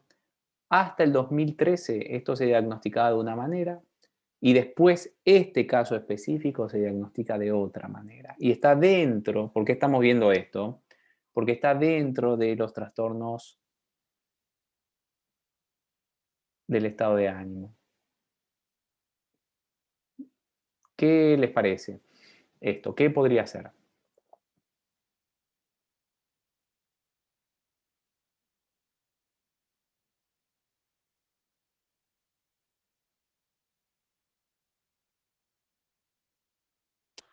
Em, es que me causa curiosidad que tenga solamente 8 años. No sé si decir que tiene un trastorno bipolar por su edad. Bueno, hay trastorno bipolar pediátrico. Si cumple los signos y síntomas, obviamente que tienen que se imaginarán, ¿no?, que un niño tiene otras conductas de impulsividad distintas a las de un adulto, ¿no? Por ejemplo, no es que va a ir al casino y va a jugar todo, ¿no? Pero son otras conductas de impulsividad, más vinculadas con tema de juegos, con tema de respeto de los turnos de habla, con comidas, golosinas, videojuegos, bueno. El trastorno bipolar se puede dar a cualquier edad. De niño es raro, pero hay casos reportados, son casos, se le dice, pediátricos. Bien. Una cosa está muy bien que dijiste, que hay una disfunción del estado de ánimo, pero esto es constante. No es que va variando, no es que va fluctuando. Es como que dentro del estado de ánimo hay un nivel subóptimo de estado de ánimo y eso que genera irritabilidad. Pregunta, ¿nunca han dormido 10, 12 horas de seguido? No sé, a lo mejor después de un examen, después de estar deprivado de sueño. Pregunto. Después de un examen, sí. Bueno. ¿Y cómo se despertaron después? Saquen la variable de cómo le fue en el examen, ¿no? Saquen esa variable porque también, ¿no? Imagínense que le fue bien. Bueno. O que no saben cómo le fue. ¿Cómo se despertaron después de dormir 10, 12 horas? ¿Se despertaron bien? Más cansado. Bueno. Sí. Generalmente el exceso de sueño, dormir más de 9 horas, suele generar un estado, obviamente menor, pero que es un poco análogo a este estado. Anteriormente, un niño muy irritable, con muchas conductas de violencia vinculadas con la ira, no vinculadas con el placer, porque las conductas de violencia vinculadas con el placer es algo un poco más complicado, que tiene que ver con lo que se llama conducta disocial o trastorno de conducta, y es una antesala del trastorno antisocial de la personalidad, lo que ustedes conocerán como psicopatía, y a las personas así se las califica como psicópatas. Bueno, no es esto. Este niño no tortura animales, no disfruta de romper cosas o insultar a las personas o agredir a las personas. Lo hace porque está muy enojado. O sea, el problema es la ira, la regulación de la ira. La regulación de la ira es dependiente de muchos factores, de uno de los factores del estado de ánimo. En este caso, este niño está permanentemente con el estado de ánimo en un nivel subóptimo. Y este es un trastorno específico que por primera vez se delimitó, o sea, se delimitó oficialmente en el 2013. Antes, este niño hubiera sido diagnosticado con trastorno oposicionista o negativista desafiante. A partir de 2013 se lo diagnostica. Fíjense, les voy a mostrar acá los criterios diagnósticos. Acá está. Horrible el nombre, pero bueno, le pusieron ese nombre, de trastorno de disregulación destructiva del estado de ánimo. Podríamos decir trastorno de disregulación anímica o del estado de ánimo. Fíjense que es un trastorno que empieza en la infancia y que es indicador de ciertos déficits leves serotoninérgicos y dopaminérgicos. Accesos de cóleras graves y recurrentes, agresión física, desproporcionadas. Son accesos que no concuerdan con el grado de desarrollo, porque los niños a partir de los 2 años, 1 año y varios meses ya empiezan a tener las famosas rabietas. Son muy frecuentes, 3 o más veces por semana. Y el estado de ánimo es persistentemente irritable. O sea, está levemente por debajo de lo normal. Bueno, tiene que estar presente para que sea este trastorno más de 1 año. Y tiene que ser algo generalizable, 2 o más contextos. Bueno, es un diagnóstico que empieza en la infancia, o sea, antes de los 6 años. Fíjense. O sea, perdón. No tiene una franja que va de 6 años a la mayoría de edad. Y justamente puede confundirse con trastorno por déficit de atención y hiperactividad, el polo irritabilidad. Puede confundirse con trastorno negativista desafiante, puede también confundirse con trastorno de la conducta o trastorno disocial, puede confundirse también, como bien dijeron, con trastorno bipolar si es una fase hipomaníaca. Solamente que lo que caracteriza esto es un estado de ánimo constantemente irritable. Se cree que en este trastorno el estado de ánimo está en un nivel subóptimo, con lo cual la persona tiene una irritabilidad constante. Y hay algunas hipótesis de ciertos investigadores que quizás también en un nivel supraóptimo también podría ser. Vieron que en los casos de hipomanía la irritabilidad también puede estar presente, entonces a lo mejor tendríamos dos subtipos de este trastorno, todavía no está identificado eso. Este es un trastorno que tiene que hacerse en la infancia, propiamente dicha, y se puede hacer durante la adolescencia. Entonces, es un trastorno relativamente nuevo que antes se iba para otros lados, se iba para trastorno de la conducta no especificado, podía ser una antesala de un trastorno de disregulación emocional en el futuro, trastorno límite, bueno. Ese es el primer caso. Y el segundo caso que les quería mostrar, que todavía no vimos tampoco, ya les digo cuál es. Creo que es el último que está acá. No. No, este es de situacional. Bueno. El trastorno disfórico premenstrual también le quería contar que es un diagnóstico nuevo. No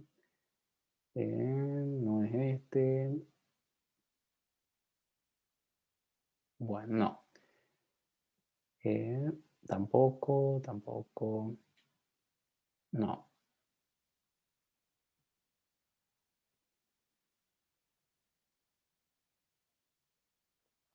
No. Creo que no está por acá. Acá está. No. La distimia. Ahí está. Bueno. Hasta el 2013 no se reconocía este trastorno. Pero se vieron muchos casos de mujeres que el famoso TPM, que es algo estadísticamente normal, puede tener una variante que tiene que ser algo bien disfuncional. Tiene que ser algo que realmente genere una disfunción y una disrupción, tanto en cuanto a cómo la persona se siente, como en cuanto a la adaptación general. El trastorno disfórico premenstrual, fíjense que para que se dé, tiene que haber 5 o más síntomas. Y tiene que ser en la semana final, o sea, de la menstruación, corrido 7 días antes. Sí o sí tiene que haber o la habilidad afectiva. ¿Qué es la habilidad afectiva? Cambio emocional muy rápido, tristeza, alegría, ira. Bien. Sí o sí tiene que estar la labilidad o la irritabilidad. La persona se enoja fácilmente, reacciona fácilmente, todo le molesta y le da rabia fácilmente. O estado de ánimo deprimido. O ansiedad y sensación de inquietud o tensión. Fíjense que están los 3 espectros emocionales representados. La ira, la ansiedad y la tristeza y la depresión. Y tiene que ver sí o sí también, al menos uno, acuérdense que tienen que sumar 5 todo esto, una reducción del interés, o sea, una abulia, una dificultad para concentrarse, astenia, cambios en el apetito, hiperfagia generalmente, insomnio, hipersomnia, sensación, cognición de sentirse fuera de control, sobrepasada por los hechos, y bueno, la sensación de hinchazón, que es bien fisiológica. Bueno, Es peligroso que ustedes lean esto si son mujeres y digan, yo tengo esto. No es tan así, tiene que ser algo bien disfuncional. La mayoría de las mujeres, casi todas, 7, 5, 4 días antes de la menstruación experimenta un aumento de la labilidad afectiva y por lo tanto más irritabilidad o más tendencia a la depresión, o sea, al estado de ánimo triste o mayor ansiedad, o sea, disregulación emocional. Bueno, eso es parte de un conjunto de reacciones endocrinas que terminan generando cambios neuroquímicos. Pero no necesariamente este trastorno. Este trastorno tiene que cumplir con estos criterios y tiene que ser algo muy disfuncional y muy doloroso para que se dé.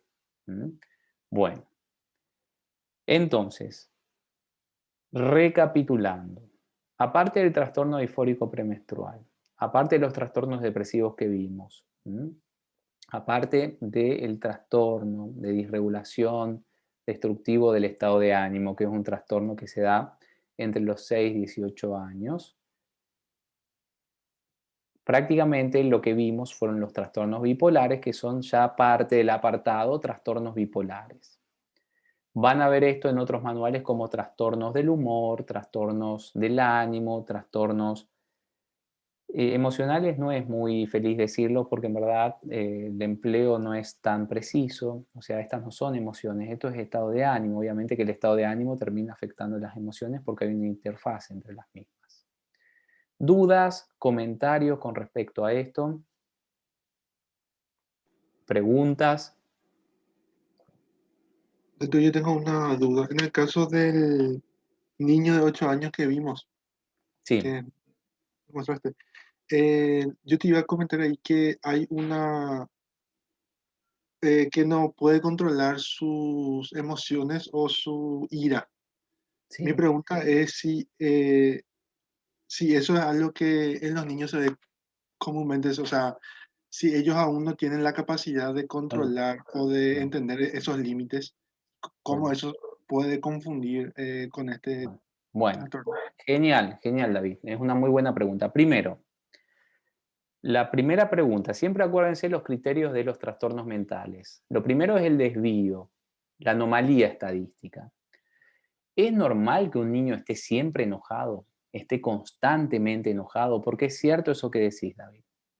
Los niños, ¿se acuerdan lo que le dije de las conductas de uso o de utilización? No se olviden. Fíjense que eso también, sea en todas las personas, un poco más, un poco menos. Cuanto mayor capacidad inhibitoria tenemos en el momento, porque eso también es relativo al momento, menos conductas de utilización tenemos. También hipergrafia es otro indicador. O sea, empezar a hacer dibujos y cosas por el estilo así de la nada, puede darse en cierta desinhibición. Todos hacemos algo de eso, ¿no? Bueno, volviendo al tema.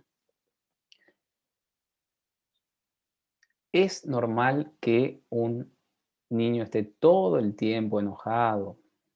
¿Es normal que tenga conductas generalizadas de agresividad, insultos, agresiones, tenga problemas en el colegio? Fíjense que este niño tiene 3 expulsiones. Para que un niño lo expulsen del colegio realmente tiene que hacer bastante. Yo me acuerdo que hice bastantes cosas y no me expulsaron en esa época. Entonces, bueno, eh, entonces les pregunto, eh,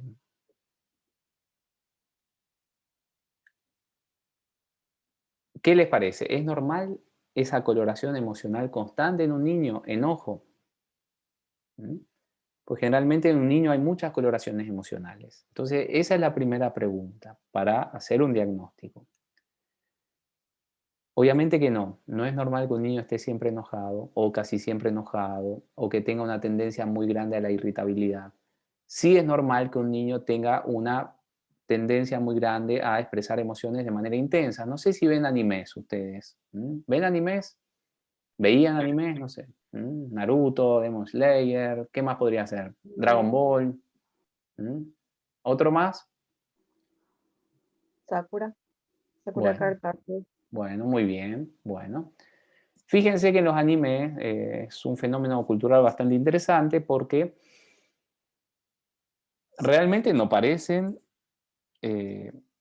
creaciones de los japoneses, de la cultura japonesa. ¿Por qué? Hay una excesiva expresión emocional, una cosa muy ya paroxística, eh, y eso es totalmente lo opuesto a el promedio de la cultura japonesa. Y hay varias otras cuestiones que no son muy de la cultura japonesa, ¿no? Desde cuestiones físicas. Fíjense que los anime parecen rasgos caucásicos caricaturizados. Bueno, porque los ojos gigantes, son todos medio rubios, bueno. Bien, pero volviendo al tema de la expresión emocional. Un niño puede parecer un personaje de anime con muchas expresiones emocionales extremas, con irritabilidad, con entusiasmo excesivo, con tristeza excesiva. Bien. Ahora, tener una monotonía emocional. Y fíjense que esto se tiene que dar por más de un año. O sea, fíjense que los criterios tienen que ver con anomalías que generan distrés, que generan disfunción por una duración más de un año. 3 o más episodios de ira por semana, más de un año, para evitar esto que comentaste, David, que es muy interesante, que se patologice en cuestiones propias del desarrollo. ¿Por qué tiene que ser desde los 6 años? Porque antes de los 6 años hay berrinches, hay rabietas y se puede confundir ese diagnóstico. Entonces, obviamente que esas expresiones tipo de los anime excesivas emocionalmente se pueden ver un poco en los niños a veces. Pero una monotonía de enojo, esta repetición de conductas de agresión y que esto quede en el tiempo y que genere un desfasaje evolutivo, porque fíjense que a los compañeritos de este niño no los expulsaron del colegio, de los 3 colegios, a él le expulsaron solamente.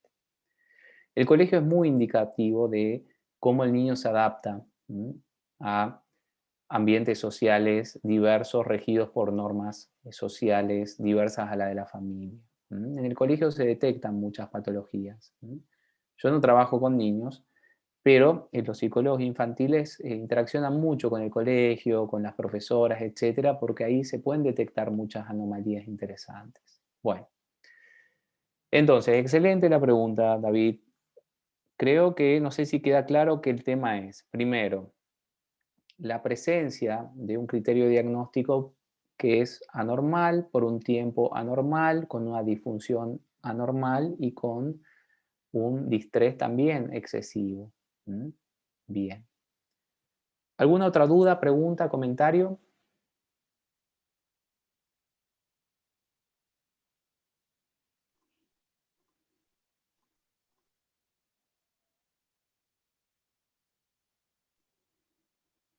Bueno,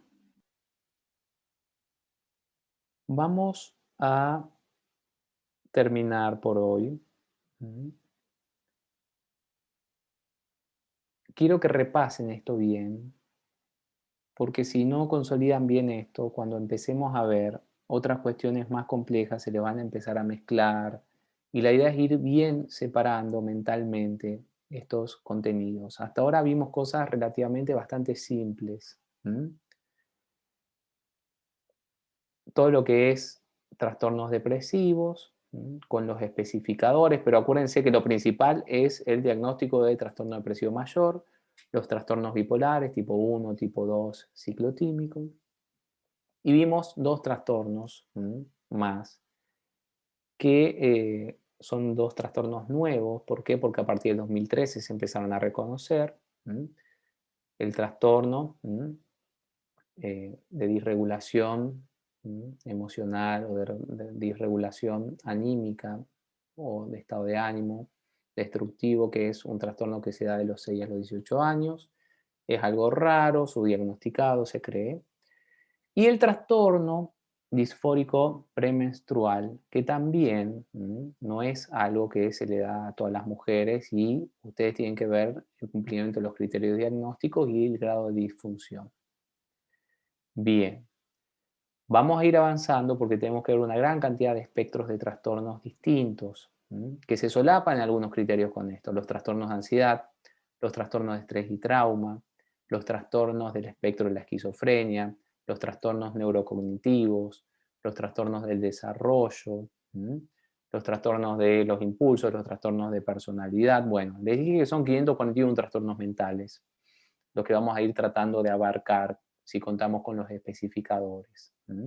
Así que tenemos que ver varias cuestiones y también tenemos que ver cuestiones vinculadas con lo terapéutico también, la parte psicofarmacológica, la parte de estimulación magnética transcraneal, la parte de terapia electroconvulsiva. Tenemos que ir viendo todas esas cuestiones también que son parte del programa. Bueno, repasen esto, repasen todo lo que vimos. Estas son cuestiones que tenemos que ya tener bastante consolidadas y vamos a ir avanzando a lo largo de los manuales de diagnóstico. Nos vemos entonces el lunes que viene, ¿de acuerdo? Sí, doctor. Bueno, Gracias. que pasen muy bien, cuídense mucho, muchos éxitos para las prácticas. Nos estamos viendo. Dale, doctor. Chao, Chao, chao. doctor. Chao. Gracias. Dios. Chao. Chao, Chao. gracias. Chao.